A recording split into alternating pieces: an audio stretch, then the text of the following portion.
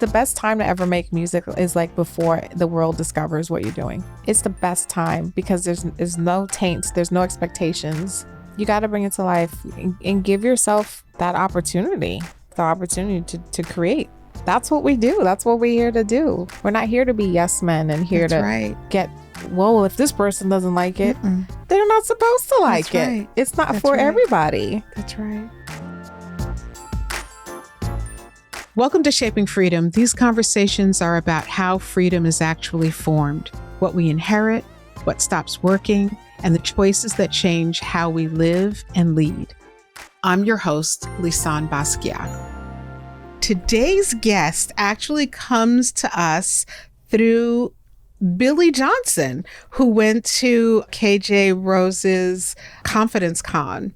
And this person was a speaker on that stage. Her name is Autumn Rowe. She's a Grammy Award-winning songwriter, producer, and vocal coach. She grew up in the South Bronx, another New Yorker, which I'm always very excited about, and has gone on to write songs for artists, including Dua Lipa, Diana Ross, FKA Twigs, Ava Max, Leona Lewis. She also co-wrote and produced several songs on Jon Batiste's album We Are, which went on to win Album of the Year at the 2022 Grammys, including his song Freedom. But what stands out most about Autumn's story is the human being behind the accomplishments. It's her discipline and the years of showing up for this work way before the recognition ever came about.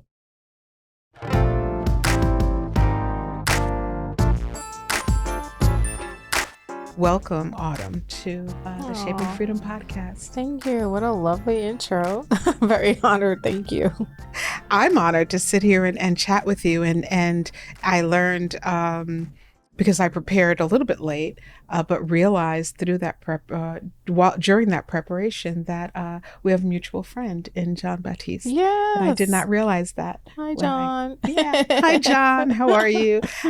Doing all the wonderful things. I haven't spoken to him in quite some time, but it's been amazing to see what he's been doing and really humbling. I'm very humbled and excited to see what he's been doing, and also the influence and impact you've had on the work that he's doing as well. So, thank you. Yeah.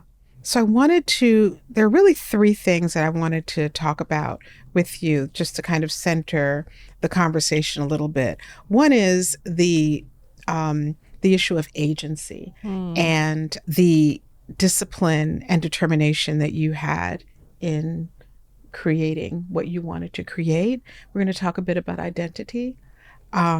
Being a woman of color, navigating these spaces that you're in, and growing up in the Bronx. I'm from Brooklyn. And then also your creative purpose and manifestation through discipline. So those are kind of like the highlight or the things that came out for me as I was looking at your story and reading a little bit more about you. So we'll kind of weave that in to the conversation. So you grew up in the South Bronx. What role did music play in your life as you were growing up? Well, I grew up in the South Bronx in the 80s, and it was pretty brutal. It was rough, a really hard time, and, something a lot of people maybe can only watch in a movie. I lived. My father was unfortunately a drug addict, affected by the crack epidemic, and my mom raised me as a single mom who was a Jewish woman from the suburbs of New Jersey in an all Black and Hispanic neighborhood. Where in New Jersey? Livingston, New Jersey. Oh, okay. Yeah. I've lived in Maplewood for quite some time. Okay. Yeah. Yeah. So it was a crazy childhood. So I basically learned a lot of music from whatever my mom would listen to, which was like Stevie Wonder, Aretha Franklin, Carole King, James Taylor. And then I learned a lot of music from opening the window. When you open a window, living in the projects, you hear it's always a DJ Yes. Always a DJ playing, Yes. right? Like That's the good thing about living in a project, is that you get to hear all the music everywhere. in the project. 100%. Yes. So I wasn't like allowed to hang out necessarily. Like, I was never a kid that was hanging out in the streets, or never without my mom, but I definitely was opening a window and listening to the music and playing in the park. And I was just exposed to so much great, old school R&B and hip hop. And, I mean, where I grew up, I would see Fat Joe just on the street every day. And it just was such a part of culture, like it just is, you're like living in a historical time when you look back. It's wild. Yes. It's wild when I look back as well, of like, so much rap music is a big influence on me, because it's like, and I miss that time. Like we don't have it now, where songs came out and the entire city That's right. felt it, right? Rallied around it. Right. Embodied it. Yes. It was just a culture, and like every car was playing the song. Everyone walking in the street was playing the song. Like it was just a part of life, where now music, people will never get to experience that right now.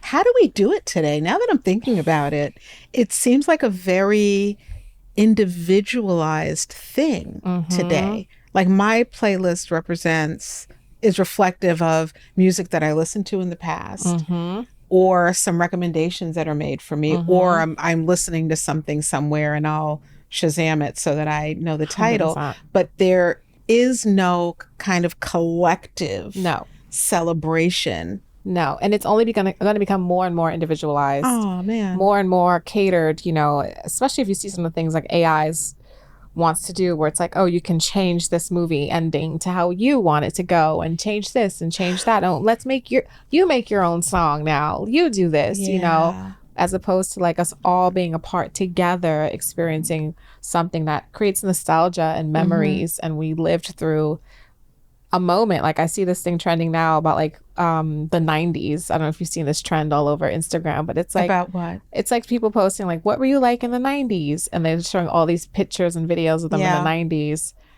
And it was a moment, and I'm just like, what are the moments now? I don't know. I know I've full circled on your question, but That's okay.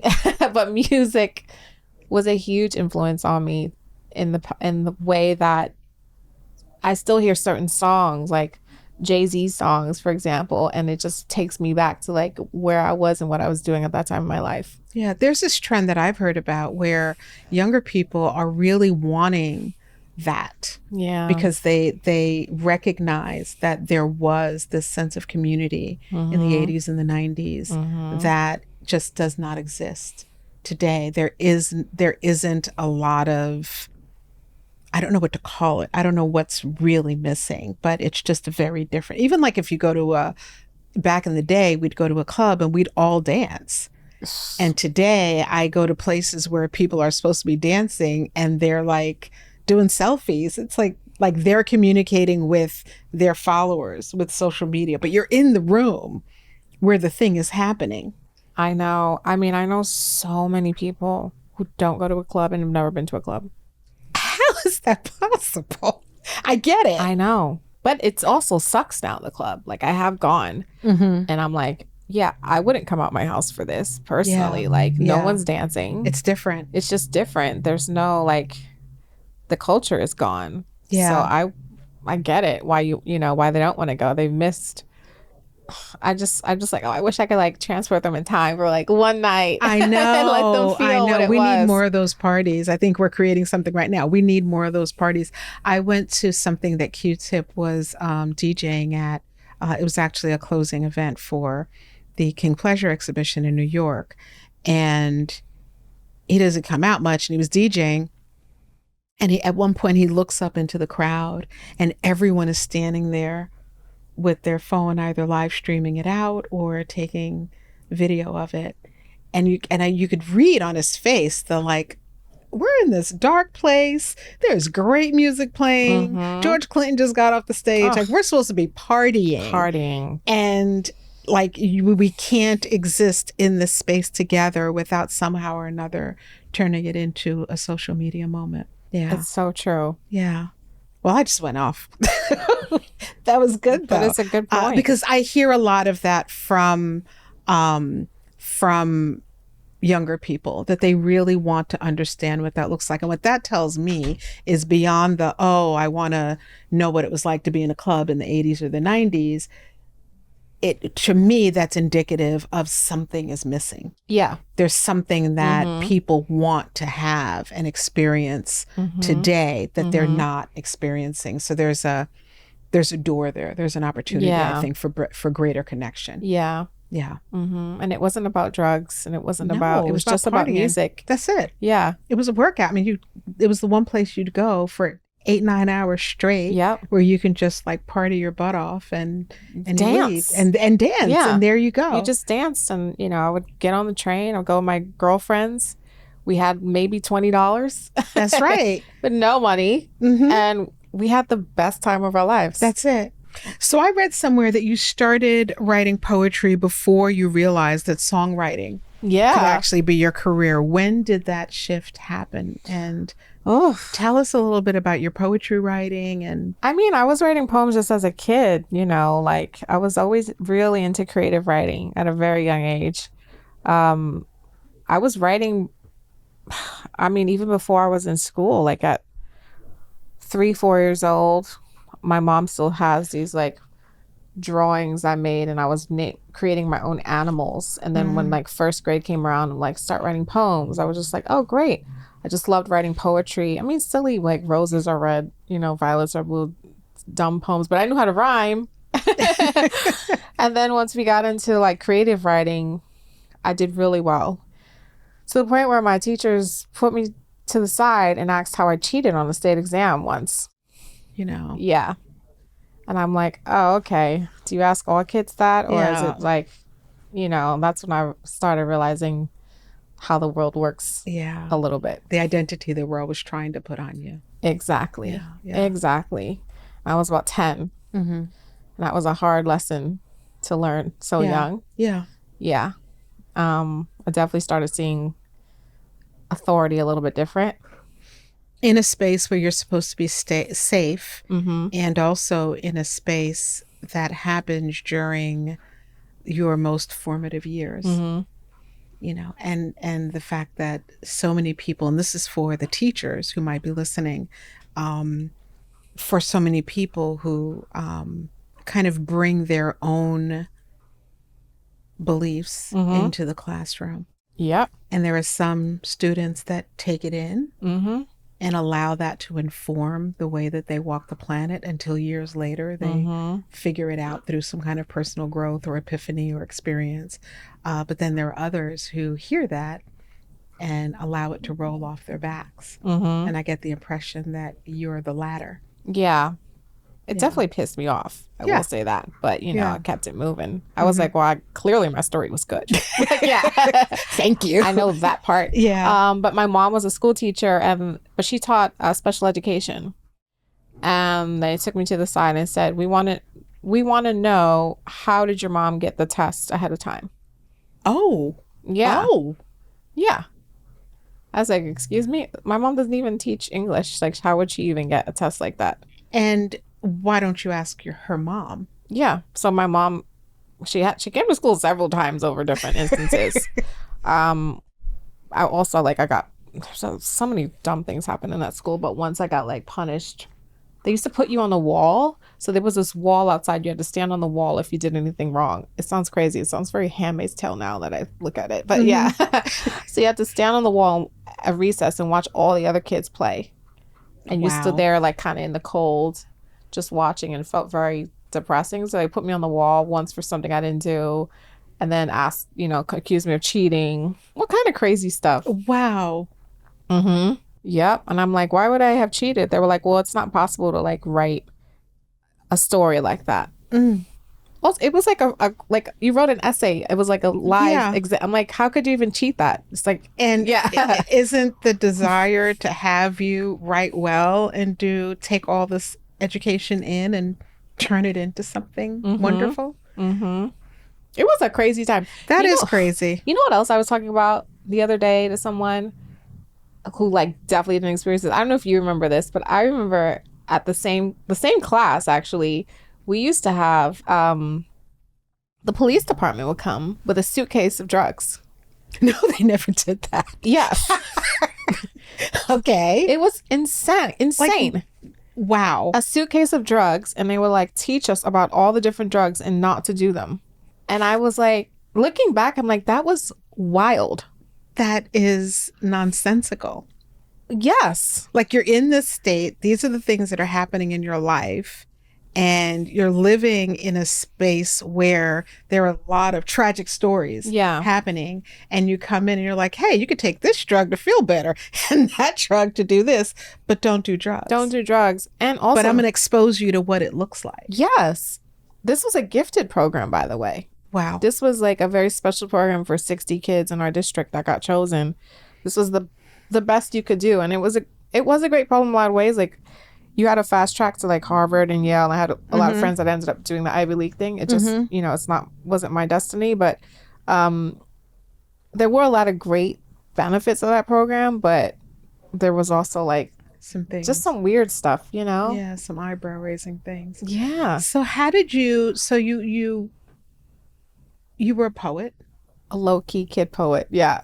I don't know how much my poems will hold up now, but yeah, myself. Yeah. They're yours. They're yours. It doesn't matter. The lady who won a Grammy has some poetry that she wrote when she was younger. Yeah. And I also heard you mention that your mom held on to some of your drawings and things that you did as a child, which I also think is really important, because we get to that point in our lives, especially when we're in a state of, or a place of, maybe we hit a wall or something. I think it's really beautiful to have had someone hold on to things so that you can truly look at the trajectory of your life, That's and a great answer point. some of those questions. So yay to Autumn's mom for holding on to those works. Yeah. It's important. It is. Yeah. Yeah. Mm-hmm. So here you are, you're writing poetry, and then you make a decision that you were going to, I guess, how did you get from where you were to the decision to be in music? Well, I didn't know being a songwriter was a job back when I was writing poems and short stories and stuff. I didn't like watch real TV probably till I was like, well, I didn't have cable I don't know, I was like 11 or something. Like, I just didn't know about like a lot of, also like we just think every artist writes their own songs. Yeah. So I had no idea songwriter was a profession. I did know I was going to be a writer at a really young age. Like, I told my mom at maybe 4 or 5 years old I was going to be a writer. 100% always knew, but I didn't know I would be a songwriter. And that really evolved over time. Like, I tried to start writing songs, around 18, and they just weren't good. And it took me a really long time to develop my voice as a writer and figure out how to write a good song. I think it's a real craft that for me, it took a tremendous amount of work. From when I started in the music industry, about 16 years old, I was interning at Island Black Music. I was in a girl group. I was in a band. I did a whole bunch of things. I was a session singer. I didn't have my break as a writer until I was 28. So you started writing at 16, or you interned at Island? I was interning and singing. Okay. Maybe I tried to start writing songs at like 18, 19. Okay. Yeah. At that point, you knew that the writing that you talked about doing at 4 or 5 was going to be poured into writing songs. I was hoping, but I just wasn't good. Now, how did you know that? How did you know you People weren't good? told me. Oh, well. They just went, that's not good. Okay. I'm like, okay. Okay. And who were you sharing your information with? Anyone who would listen, Okay. I was just trying to write songs and just showing them to people, and, the chorus is too repetitive, or this or that. Okay. So you were getting feedback from people. Yeah, I was getting feedback. So I just kept trying and developing and getting better every day. I heard somewhere that read somewhere that you would take the subway for, 2 hours from South Bronx to the city, I guess, every day. Yes, I took the subway every day for sure. It was probably like an hour for my everyday commute. And I definitely like to write on the train. Like, I would just hear ideas. my mom took me from the hospital on the subway, like the day I was born. I'm a subway baby. Listen, if you're in New York, Yeah. especially in the 80s, 90s, and Yeah. years, decades before, you have to be a subway baby of some kind. Because Yes. there's no quicker way There's no quicker way. to get from point A to point B. Mm-mm. There just isn't. No, and I don't know, something about the rocking and the sound of the tracks and everything. I just find it like kind of zen. I know it sounds crazy, but kind of like hypnotic to just kind of get in my thoughts. And I write a lot a cappella, and I just, if I can kind of like just tap into things, I'll just hear music.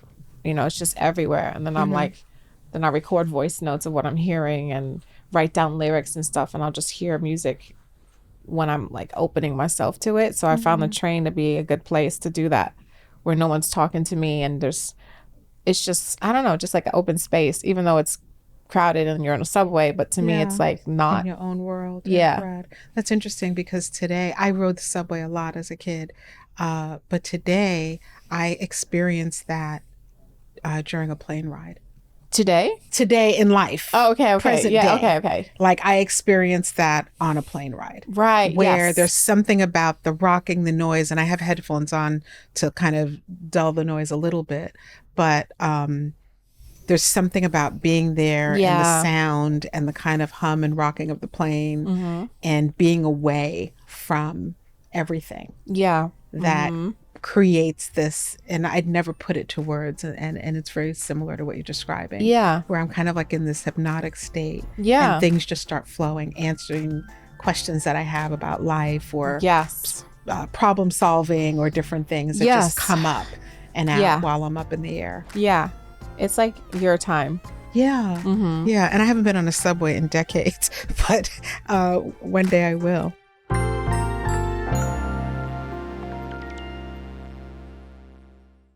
We talk a lot about the legacy that we want to leave, but what about the one that we're living in right now? I'm Lisane Basquiat. I'm a board-certified NLP expert and a legacy healing strategist. I created Shaping Freedom to help our community move from autopilot to authority. Whether it's through my podcast, the Lounging with Lisane meditations, or our signature candles and journals, I provide the elite tools that you need to heal and to lead your family more effectively. Own your evolution. Visit shapingfreedom.com. That's shapingfreedom.com.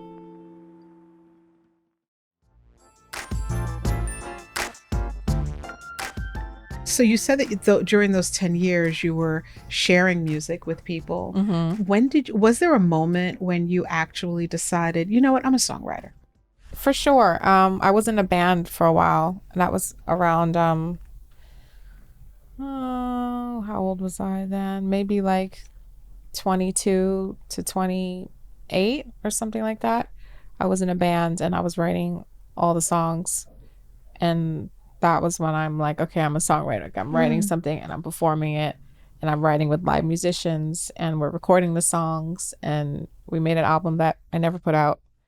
Sometimes I'm like, where's just put out now? But like that's when I felt like I was really developing as a songwriter. What was it that a lot of people have these dreams, you know, they at a young age sometimes, or even older, decide that they want to do something, but you actually took that and put it into practice. You made that happen. How and why? Because there's no other option for me. I mean, coming from the South Bronx, you know, it's just do or die. And I made that choice of it's all or nothing really young. I dropped out of college after one semester. I went to Baruch for music business, and I just felt the program was not good. And I said, I told my mom, I said, if I leave this school, I could probably teach here and like at some point, because it's just, there's nothing here that I'm going to learn that's going to progress me in my career and the things I need to do. I just have to go to the school of hard knocks and actually learn it the hard way. I'm going to graduate from the school and be in the same place I am now. And she said, okay. So I left, and boy, was it hard. It's just really, really hard. And I don't think I'm any more talented than anybody. I just think I didn't give up, really. I mean, I came up with people I think are far more talented than myself, but they stopped, and it's hard. Like, there's so many sacrifices to make with friends, with family, with your life. But there was just no other option for me. This was it. Yeah. Mm-hmm. There are a couple of things in there that I want to ask you about. One is, you mentioned having these kind of making these major decisions and your mom's involvement in that. How would you describe your mother's relationship with this dream that you had? Well, my mom named me Autumn and gave me my father's last name, Rowe, because she thought it was a name that could work in entertainment. Okay. So, my mom definitely manifested something to happen for me. She didn't give me her last name, which wouldn't have been as appealing, which is Fishgrun. So I'm kind of grateful for that. You don't want to go to school in the South Bronx with a last name of Fishgrun, just like going to school in Brooklyn with a last name like Basquiat. It's not that might be a bit cooler, though. Not then. Not then. Okay. Not then at all. Well, I will tell you, I did hear "Row, Row, Row Your Boat" an obscene amount of times. Like, I'm like, if I never hear that song again. I heard Bisquick. Oh, that sucks. I heard Bisquick and "Where's Your Aunt Jemima?" And I'm like, really? No. Like, how unoriginal is that? And no, I don't want to fight you. No. My male friends, would you please tell her I don't want to fight her? Oh my God. She likes you, so just tell her that you don't. Oh my God. Kids are mean sometimes. So mean. So mean. And I often wonder if there's a correlation between mean ass kids and mean ass adults. Yes. There is. I mean, I'm a new mom and I have a 1-year-old, and it is the most incredible experience to watch someone grow, and you see the purity a child is born in, and the innocence and potential we all are born with. That's right. I mean, it's astronomical. And how so many of us mess it up. We, and I look at adults now that are like. And who's us? Is it the child, or us, the parent? Parents and society. Both? Yep. Circumstances. Parents are like a number one, I think. I agree. Yeah, number one. And then, of course, world events. I mean, the world we're in right now, circumstances and things, are a big impact. But parents are 100% number one. Well-meaning, I believe, oftentimes. Yeah. Some. Yeah. I don't know. But I think sometimes there's this, it's like what you choose not to deal with, your children wind up dealing with. So the child winds up being parented by that incomplete child within you. Yes. And it's not all the ways. No. Because there are many adults who are very successful, and I'm putting that up in air quotes, by the standards of, financial accomplishment and all of that, but who have not and choose not to prioritize their emotional and mental well-being for the purpose of pouring something different into their children. And it makes it harder for them. Some of the richest people I know have the most unhappiest children. Yeah. There's also, I'm delivering this session these days called Your Past is Your Present. And I talk in there with participants about achievement safety. And I think for so many people, especially those who either came out of hard neighborhoods when they were young, or who had parents who really encouraged them to be successful and define that as financial success. I'm first generation and my father was Haitian. And so it was like, get a really good job, make a lot of money, be educated, like all those kind of things. But there wasn't a lot of, and my father was an amazing father. And those things I'm able to draw from, and have helped me to succeed at a lot of things. What I had to do by myself and figure out was that when there's a disconnect between that desire and drive and the belief that achievement means that you're safe, and not having the emotional and mental foundation that helps as the undercurrent to that success, there's a mismatch that happens. And there's a lot of relationship issues that pop in, relationship with yourself, relationship with your children, with the people you work with. So that's a bit of a rabbit hole, but we got to work on that.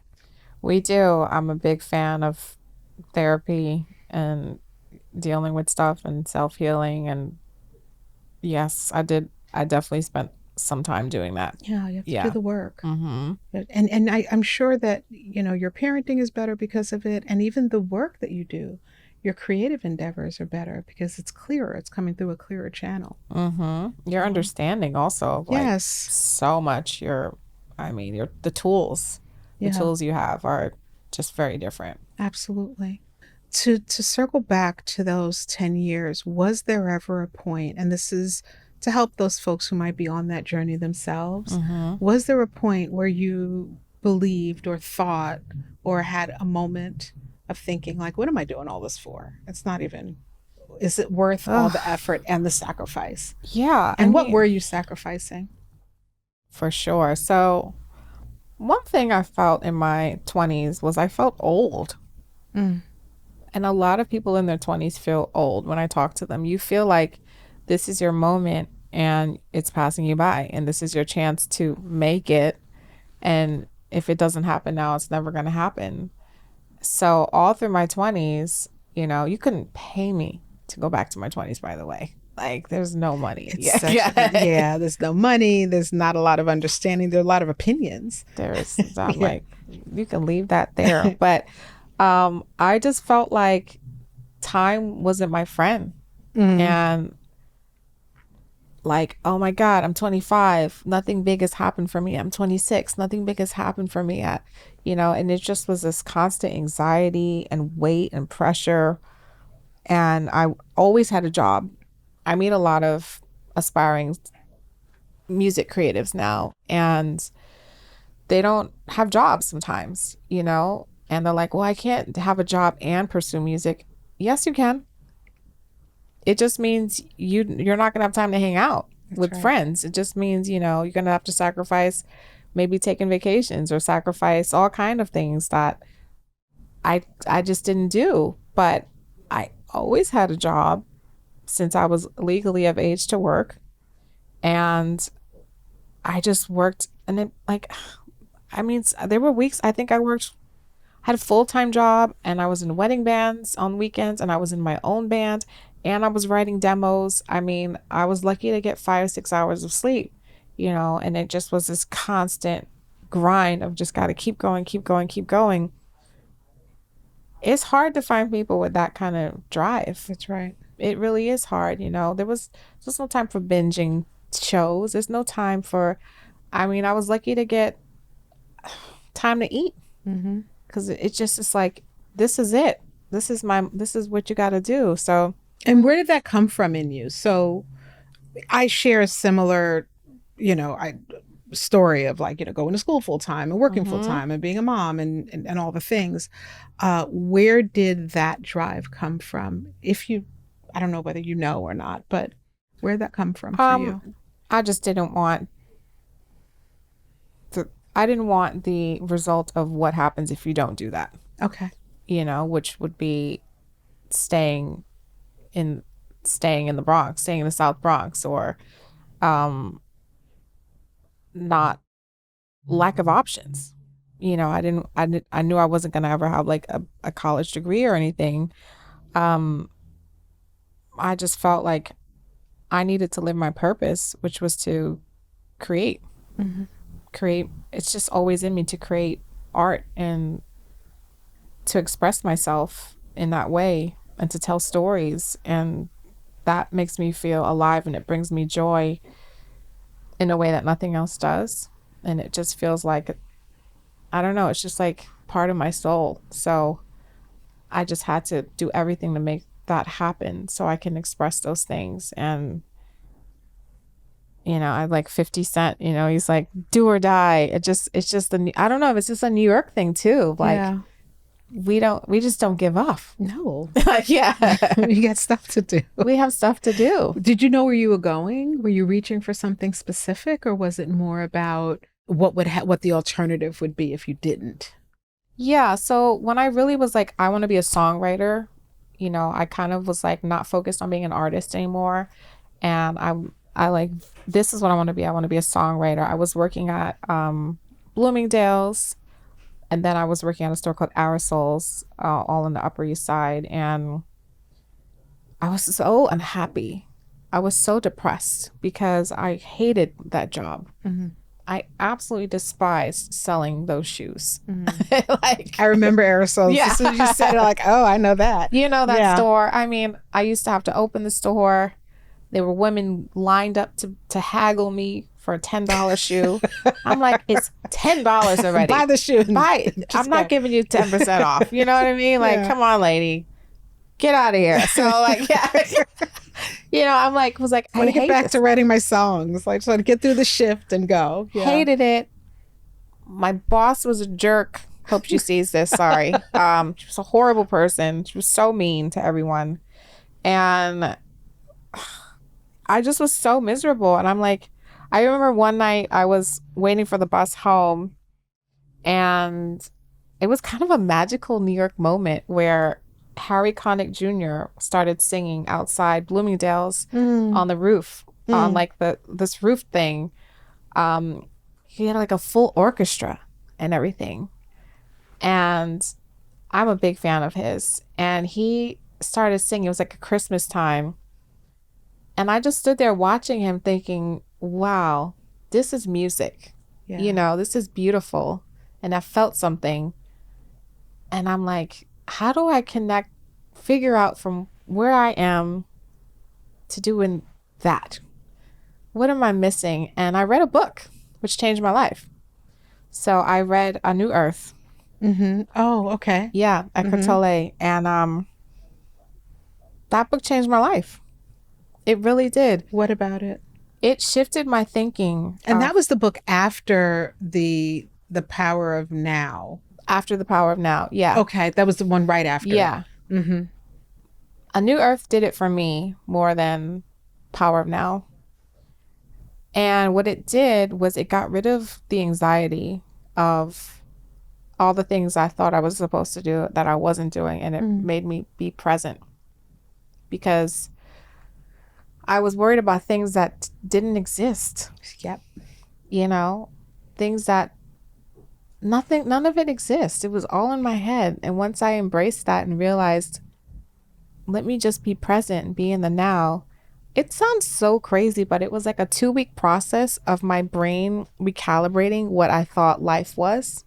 And that made me more depressed because I was like, it's like I thought this was green my whole life. And now I know it's red. It just was a weird. You reprogrammed. I reprogrammed. Yeah. I'm really good at reprogramming. I think that's also like one thing on my side. So when I understand something, I really process it and I live it. Mm-hmm. And it was like a 2-week thing of like, I mean, I was not good. And once it clicked after those 2 weeks, I was like, okay, yeah, I get it. My whole life changed. Mm-hmm. I ended up writing the song that led to my first publishing deal, which ended up becoming the song of the FIFA World Cup. I quit my job. I started traveling. My whole career, everything changed probably within a year of reading that book. Now, is it the reading of the book, The New Earth by Eckhart Tolle, or was it your willingness to be open? Yes. To receive new information and then to take that information, that new awareness. Yes. And allow it to process and play out in your life. It was definitely, it's definitely. And I kind of serve that up because that's what I see it's the latter. Yeah, it's like, it's the book, but also we read things every day. We see things every day. It seemed like you were in a place to receive it Yeah, and willing to do 100%. something about it. You're so right, because I bought that book for so many people, and a lot of them, it did nothing. And that book can sound like gibberish. I have to read the same line like 5 times and highlight it, because sometimes I'm like, what was that? Wait, what was that? Yeah. And then you have to really think about it and process it, and then you're like, okay, I get that, and then move on. It's not a quick read like that. Like, you really got to ingest it, but you, like you said, you have to be ready to receive it. You got to be in that right place that it's gonna make some sense to you. And I've definitely given it to people and it made 0 sense, and I've also given it to people and it had the same impact on me it had on them. So it's not, there's no one size fits all for any of it. Yeah. So what was the song that made it to the FIFA World Cup? It was a little dance song called Happiness by an artist named Alexis Jordan. And I wrote it over a Dead Mouse instrumental. And I was working at the shoe store at the time, and I saved up a week of paid vacation from that job, and the studio I had access to was about a 2-hour commute each way for me. It was in Jersey, and I was working in Manhattan, and it was exhausting every single day, that I wasn't in the wedding band, like going to the studio, coming home at 4 a.m, going to work being there at 9:30, doing it all over again. I mean, it was so brutal.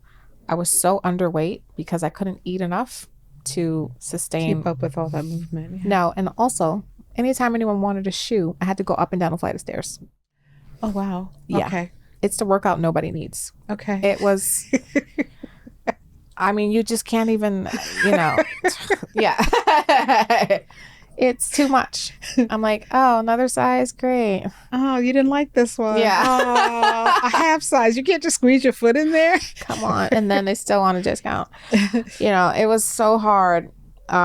So I got a week of saved vacation, and I got a hotel near the studio, so I didn't have to do that commute for a few days and just focus on writing without being exhausted. Yeah.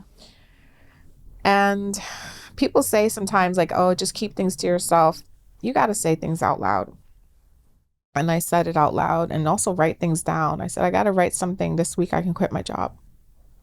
That's what needs to happen this week. I need to write something this week. I can quit my job. That's it. So it was, you were going to write something, and completing that was the permission that you were giving yourself to then quit your job. Yeah. Well, whatever I wrote, it was going to turn into something that would allow you to quit your job. Right. That would equate to the financial and opportunities for me to leave the shoe store. Okay. So what happened? So I wrote something that week so I could quit my job. Manifestation. You have to say it. You have to say it. You have to say it. You really do.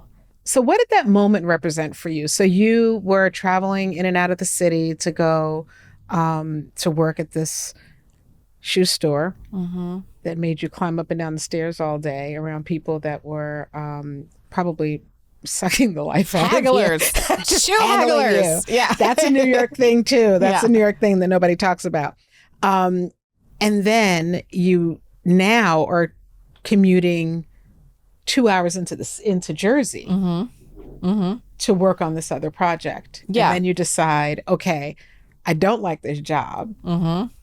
And, more than not liking the job, you were heading somewhere. There was something that you wanted to accomplish, and you decide, this is it. I'm going to do it. I'm going to do it. Did you feel it as you were writing this song? No, because I was a little bit ahead of the dance curve here. I was maybe a year ahead, and I didn't know a lot about that genre. So I never heard of Dead Mouse at the time. And I was given this track that was already a pre-released instrumental from like a couple years ago. And basically it was like, hey, Flo Rida and Kylie Minogue and all these people tried to write this track and no one's been able to nail it. Do you want to try it? I was like, sure, I'd love a challenge. And then I wrote to it. And people even said, oh, like, you're probably just going to get maybe like write a chant or some kind of like, don't tell me what to do. Let me see what I could do. Let me try to write like, a song. Let me see what I could do. So I basically wrote like an R&B song over a dance track. Which at the time there just wasn't much of that going on yet. This was before like Rihanna, Only Girl in the World came out, and it debuted at number 3 in the UK, and which is pretty wild for a completely unknown artist. Absolutely. Yeah, completely unknown. Yeah. It was super exciting, and that just opened up so many doors. And then a year later, that became the FIFA World Cup song. What did that moment represent for you, and what was the moment? You know what? Then tell me. I'm sorry. I'm loaded. I'm stacking up these questions. Then I need you to tell me how you quit that job. Oh. In whichever order you choose to answer those questions. I quit so many jobs in my life. I don't even remember exactly how I quit that job. Like, I have walked out of I wanted you to be like, I told that lady. Well, I had friends above her who I really did like in the company, like regional managers. So I wasn't like, I don't know. I was definitely professional and gave notice.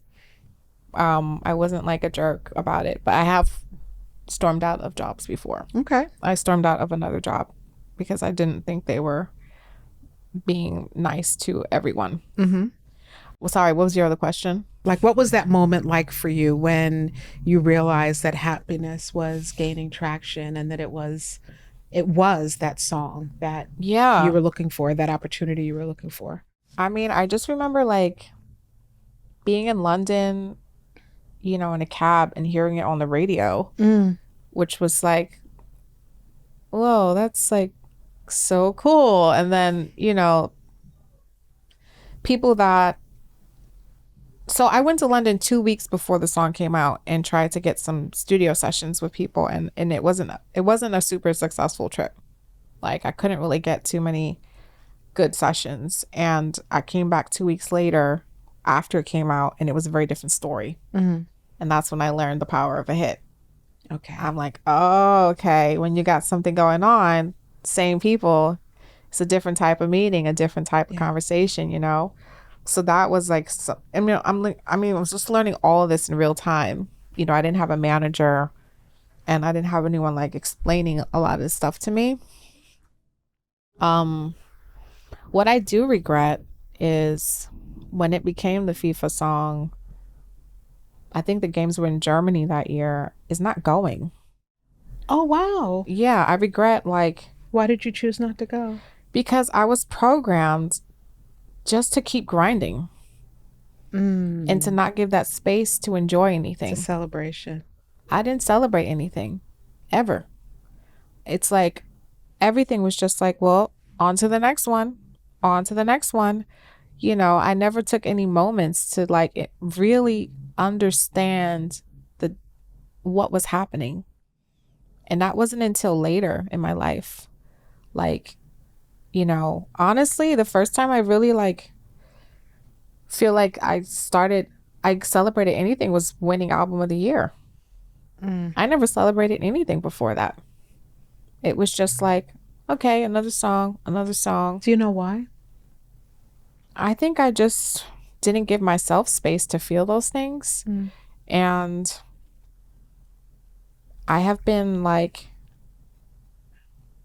I had a lot of people around me who kind of made me feel like I just had to keep working and that I didn't deserve that as well. I didn't deserve that experience.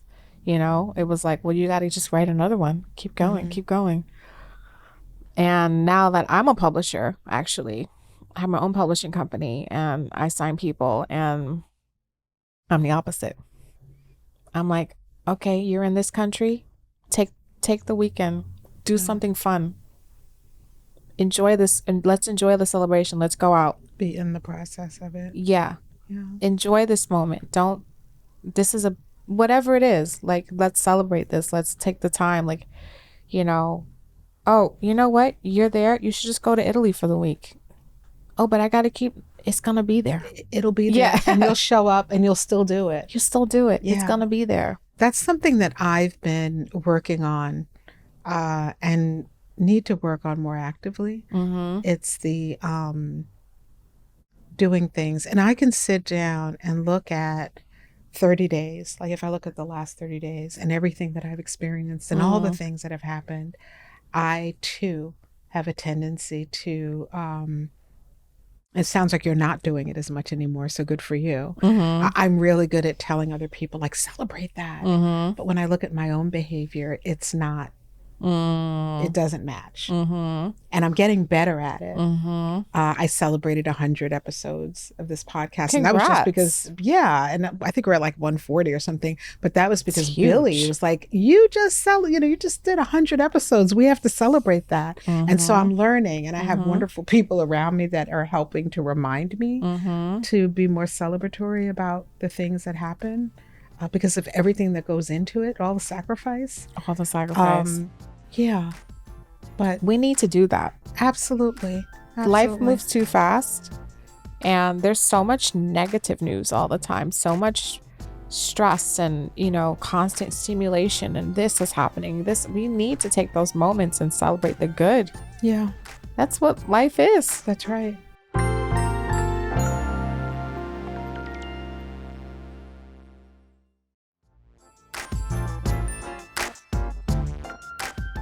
Can we talk about the We Are album? Yeah, we are. Let's talk about that. Well, I'll ask you this. When you first met Jon Batiste, what stood out to you creatively? Oh my gosh. So how I met Jon was very interesting. So there's a song on the We Are album called Sing. And that was a song I wrote. Actually, I wrote it a cappella in a room with these producers, King Garbage, and my Uber driver was telling me a story about how when he's really sad and stuff is going on, he just likes to sing. And that was the story I heard on my way to that session that night, which was a last minute session, like 9:00 at night, which I don't normally do. And I was like touched by his story. And these producers played me a bunch of tracks and I just couldn't resonate with any of them. I'm like, I don't know, nothing's really hitting me right now. And I haven't done this since I was in my band. And I said, do you guys mind if I just sing something in the room? Mm-hmm. And they were like, okay. And I just sang most of that song. Wow. It just came out. And I don't know what was happening. It was like an outer body experience because I haven't done that in over 10 years. And I just was like, I just had to get something out. And I'm like, well, that's it. And I'm like, I don't know what that was. I don't know. It's probably not even good, but whatever. Forgot about it. Months later, I get a full produced, incredible New Orleans version of this song. Incredible. And the vocal on the song, it went straight to my soul. I said, who's that singing? Yeah. Who is this person? And I had already worked with a lot of artists at this point. And I still say that to this day, no one interpreted my lyrics and melody the way Jon did. It was something very special about what he did. And I said, this isn't a hit, but it's better. It's better than a hit. Yeah. It's really special. Something about this is, it's different than anything I've ever done, and I need to chase that. So I spent about 9 months trying to find this man. Really? Yeah, because I never met him. I didn't know who he was. So how did you hear it? I just get a demo. Okay. But I don't know who the person is. So it said Jon Batiste on it. And I start messaging, this is such a weird story, a writer named Jon Batiste. Because I was the only person I knew close to that name. So that song originally was supposed to go to Lizzo. Because Ricky Reed, he produced it with Jon and he loved the song. And I remember they were trying to pitch it to Lizzo. But this other Jon was working with Lizzo. So I thought maybe that was a lot of confusion. So I start messaging this writer and I'm like, is he messaging you back? yes. So you all are having a whole conversation. Wow. I'm like, I said, man, I didn't know you had a voice like an angel. And he's like, I do. Thank you. I was like, I just didn't know. Wow. You could sing like that. I mean, in the production, I'm like. And he's going along with this conversation. Yeah. Okay. So I'm like, are you doing an artist project? Like, can I be a part of it? I mean, I didn't know. Yeah, I didn't know you had this side. I'm like, it's so much depth in it. I was like blown away. So he's like, what song? And I'm like, he's like, oh yeah, I think I know. So we're having this conversation. I'm like, that was interesting. Okay. But then it takes me a while to figure out it's not the same person. So then this was such a long process. So I figure out which Jon it is. I start tweeting him, Instagram, DMing him. No response for months. Don't know how to reach him. Don't know. I literally have no other way to go about it. And I fly to New York to surprise my mom for Mother's Day. I'm not even kidding. The second I landed, he DM'd me back. What? I'm not even kidding you. I looked at my phone. I was like, oh my God. I was like, you're not going to believe this. I just landed in New York. Can we meet? He's like, yes. Meet me at Colbert tomorrow. I'm there, bro. So I booked my mom and I had her bring a friend. We went to Serafina, close to Colbert. I was like, I'll be right back. I just got to meet somebody for 1 hour and I'll be right back. So, they were entertained. So the first time I met Jon, he just filmed this Prince skit on Colbert. So he had on a wig, high heels, makeup. And, he's already a tall guy, statuesque type person. He was taller. Yes. When you said heels, I'm like, oh, wow. Okay, but it was Prince. I get it. That was the first time I met him. Wow. Because I don't know him. So I'm looking at this guy, in this full-on getup. And I'm like, well, great. I was like, if this is the look, I don't care what, I don't care. You're like, I don't even care. Yeah. What are we doing? Yeah. Whoever sang that song, it was like Cinderella with the slipper. Yeah. I was like, I don't care I don't care. I was like, that voice, whoever that is the person I want to fully focus on. So we start playing music for each other, like things that we like, things that we've written and everything. And I'm just like, all I could see is he's a superstar. Yeah. I'm like, this guy with so much depth is a massive superstar. That's right. That the world needs to discover. He just needs to write songs. That's it. So we start talking for months and about like who to work with. I have a list of producers I think will be good for him.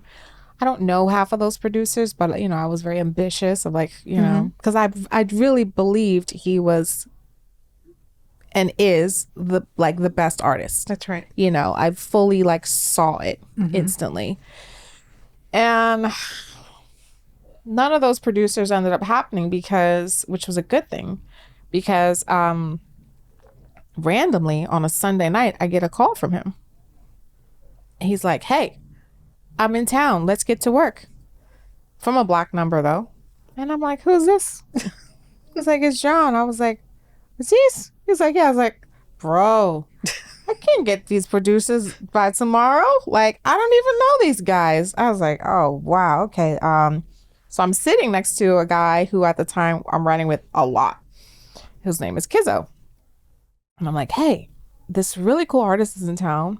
We've only done one song. I'll play it for you. I played it for him. I was like, but would you want to write with us? He's like, sure. It's all right. Great. So send Jon the address. He comes in. We write a cool song. We had a good time. She's like, let's do it again tomorrow. I'm like, perfect. Comes in tomorrow. We go and we have Chinese food. I think we finished the first song. Maybe we go have Chinese food. And then we're about to go to a barbecue. And he goes, let's just go back to the studio. It's okay. That's what I want to do is write songs. I don't need to go to barbecue. Yeah. Go back to the studio and we write Freedom Wow. in like 2 hours. You sacrificed the barbecue and freedom came out of that song. Right. And Freedom came out. We wrote it so fast and Wow. so natural and so much fun. It was so much fun to write that. And then he left. He went back to New York and, you know, we were just like, God, this is the most fun we've had making music probably ever. Oh, wow. Because he has no limits. He's so talented. He literally has no limitations, you know. He's just in it. And He's in it. He just embodies and emotes exactly what's happening. And he's an incredibly talented artist. Talented. Yeah. You know, he plays everything. He's just so nice and easy to work with, and he has zero ego. Yeah. Zero. So Yeah. he just was so open to all ideas. And after that, we're like, well, this is really great. What should we do next? So we're like, how do we keep writing? He goes, well, why don't you guys come write with me in New York? I'm like, okay. So we get our tickets and we make a studio in the Colbert dressing room. Mm-hmm. And that's where we finished writing We Are. Just in the dressing room in between takes. While you're each doing your multitude of jobs, all these other things that are going on, and you're sliding it in to make sure it happened. Yeah. I mean, we're amazing. At this point, we're all full-time songwriters and producers. Yeah, but you made it happen. Oh, That's yeah. Part, you know, it's like, we're going to do it this is where he is every day, is where he is. Filming the show. We're going to make his dressing room into a studio to make sure we make this thing happen. His shower was a drum room. What? Yeah, full drum set in the shower. And, you know, we had his whole band would just come up and play on the album. And it was so much fun. It was so much work. And we didn't sleep for like 8 days. Yeah. Our eyes were red. Yeah. It was really hardcore, but incredible. And so just so pure. And it's the best time to ever make music is like before the world discovers what you're doing. It's the best time because there's no taints, there's no expectations. Yeah, it's just you and your creative process. It's just the best time to make music. So we really got to enjoy that. And the last day of that group of sessions, I absolutely looked at Jon and I said, "You're going to get a Grammy for this album." What went through your mind when the We Are album became album of the year? A shock. Really? Yeah. Because, you know, that's the last award of the night. And I didn't win anything that night before that. Mm-hmm. You know, we were nominated for Record of the Year, and there were other nominations I was a part of. But I didn't win anything. And there were so many performances right before that announcement. Like Her performed with Lenny Kravitz, Bieber performed, of course Jon performed. And I just was like, oh well, you know, we gave it our best shot. But so you didn't expect that? No. You know, it wasn't the biggest selling album of the year. You know, it was an artistic album. I wasn't expecting, especially, you know, let me tell you, that is a long day. That is imagine. Long, you know, you start that day at like 6:30 and that award is at 8 p.m. Yeah. And it was in Vegas and it was hot. Yeah. And we were thirsty and I had a migraine. I was hungry and, you know, like, yeah. I was exhausted. I mean, it was. You just want to finish it, complete it. I just wanted my feet hurt for days. So it was the last award. I didn't think we were going to win at that point. And shock is what went through your mind. Do you remember, like, if you could slow it down, was there a thought? Was there a. Yeah, I was like overwhelmed with shock and I just started crying. And I mean, we were so shocked. We weren't even close to the stage to get on stage with him. We just didn't think it was possible. Mm-hmm. Like, you know, and he was shocked. We were all like, what just happened? You know, when Lenny Kravitz goes, I'm like, we what? We who? He's like, we are. I just couldn't believe it. Wow. Couldn't believe it. Wow. And what has happened since for you? Like, what door did that open within you? Yeah, that's a great question. I think for me, it was proof of concept. Proof of concept of believe in art, believe in the artist you believe in, and follow through with it. And regardless of who else can see your vision or can't, shouldn't influence those things. Because at the time we were working on it was so, even then, it was so TikTok heavy. It was so, the market was so saturated with influencers and, what's trending. And then here it is, this like very musical, artistic album, which is none of that. Right. Doesn't have a big radio hit. Yeah. And some people just didn't understand why you would do that. Mm-hmm. And you need to do it because those things need to exist. Right. There's space for everything. And I feel like it just proved to me, for one, like, I think I have great ears and great eyes for talent and for seeing people for who they are and helping them get to where they can be. Yeah. I love that. I love that whole process. And also showed me that everything's not for everybody. There were some people that they just didn't get it. As like I showed them like the album and demo stage and they were just like, oh, you guys will probably get some good syncs. I'm like, well, it's a little bit more than that, but okay. But now I understand, like, it wasn't for them to see, like, for whatever reason, God, the universe, whatever, chose us to do that. To be the one. To be the ones. This. And that's how it is. And to tell that story. Right. Yeah. And I understand that now. And that was something that the industry doesn't teach you. You're taught more of, well, everyone else needs to co-sign it and everyone else needs to like it or it's not good. But that's not true. I think that is the underlying lesson and gem that I hope people listening get. Because very often we come up with these ideas and we instantly, or if you're not careful, you can take that beautiful thing, that beautiful gift of a dream, and throw it in the middle of an auction table for people to decide for you. And there's something to be said for having the confidence and trust in yourself to trust your own voice, and your own grading pattern around that thing. Yes. Bring it to life. Bring it to life. Yeah. And that takes faith. And then you can decide. Then you can decide. Then you can figure it out. But you got to bring it to life. You got to bring it to life. Yeah. And give yourself that opportunity.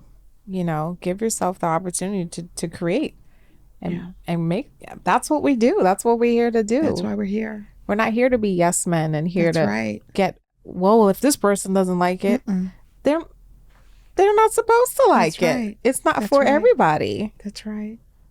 What is an artist that you would love to work with? Who would you love to work with, Autumn? I would love to work with Stevie Wonder. I would love to work with Beyonce. Those are my two that I still haven't yet. I'm constantly trying to find a way to do it. But yeah, those are the two. And I know at some point I'm going to do a musical. I don't know what it is yet. And I also feel like with that, a musical, like, I feel like it's going to be a calling. Like, it's going to be something that, like, I know God wants me to do that one because, it can take like 10 years to develop something like that. So it has to be something that you really want to do. Yeah. So, and it might be 10, 15 years from now, whenever that happens, but I'm excited to go into that phase of telling a story in a way I haven't before. What helps you when you hit a creative block? How do you get out of that? I haven't really had many creative blocks.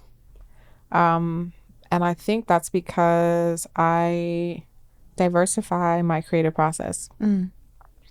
So sometimes I write alone. Sometimes I write with an artist, so I'm telling their story. Sometimes I'll just work on making a track. Sometimes I'll write to a track. Sometimes I'll collaborate with another writer. You know, I switch it up so the brain is challenged in different ways, and also do multiple genres. So I can't just do like pop music every day. I'm going to get very bored. I have to switch it up and do like, okay, now I'm going to do soul music. I'm going to do dance music. I'm going to do rock song, do whatever, you know. Also, like if I feel like I need to express something, I'll just write, just to write on my own. Just to get it out. Just to get it out. Yeah. You know, and just get that feeling out. But I think like the variety of different collaborations and different ways to say things and do things is important, or you can kind of get stuck in a rut. That's helpful. That's really helpful. Yeah. I have 2 quick questions for you, and then I believe that we could chit chat all day. I think so too. I just looked at the time. I'm like, girl, what would you say to that 25-year-old if you had the opportunity to talk back to that 25-year-old who was grinding it out and trying to make it work? What would you say to her today? Or to all the 25-year-olds who are out there trying to make something, fill in the blanks, whatever it is, happen? I would say it's all going to be okay. Keep working, but don't stress it. It's all going to work out. Enjoy this time. Live your life. You're not going to get these moments back, but stop living in a future that is not yours. You know, I was so concerned with so much that it wasn't mine. It wasn't my future. None of it was. So just be present, be in the moment. And whatever you're doing is enough. If you're working really hard, it's enough. It's going to happen. That's right. Okay. And here's my other question. You've been a mom for a year. What has this first year of motherhood taught you? Wow. One thing, because I'm sure you've learned a lot, but one thing that it's taught you about yourself. One thing I would say is the depth of love. The depth that you love a child is something I really didn't know existed. Not on that level. Yeah. It's unlike anything. And now I look at, you know, that must be, you know, what my mom feels for me and felt for me as a child, and what every mom feels for their kid. And it's just such a beautiful thing. Yeah. It's so special. So I didn't know I could love to that capacity. How can we support you? Oh, thank you. Well, you can follow me on Instagram, which is at Autumn Rowe. You can also support me by supporting all songwriters and buying music when you can. You know, it's cool to stream, but we don't really make any money from that. So if you really like a song, get it on iTunes. Buy physical CDs. Come to live music. You know, the more tangible things you can do to connect with us, the better. And follow us on socials. And, you know, we're kind of in the background there, just writing along, the unseen little ones. But we are here. We're here. So if you buy music when you love a song, it really does go a long way. I've started buying, I love vinyl, and I still have a large percentage of my albums and 45s and singles and things. And I've started over the last couple of years, I still stream, but I've started buying music again. That's great. Individual music, you know, albums and things. And the iTunes recommendation is a good one. Because you just reminded me that with iTunes, you buy the music individually. You buy the music. Own it. Yeah. CD Baby. Yeah. I love CD Baby. They're great. Yeah, just, you know. Invest in artists. Yeah. Yeah. However you can. A little bit goes a long way. Even just sending someone a DM like, wow, I really love your songwriting. You know, Wow, thanks. Yeah. You know, it means a lot. That's building that celebration into every day. Mm-hmm. Right? I have really enjoyed Me this too. conversation, Autumn, so much. Same. Is there anything I didn't ask you that you would have liked for me to have asked? No, this was really beautiful. I loved it. Good. This was great. Thank Good. you. Thanks for having me. You're welcome. Thank you so much for coming and for coming into the studio to have this conversation.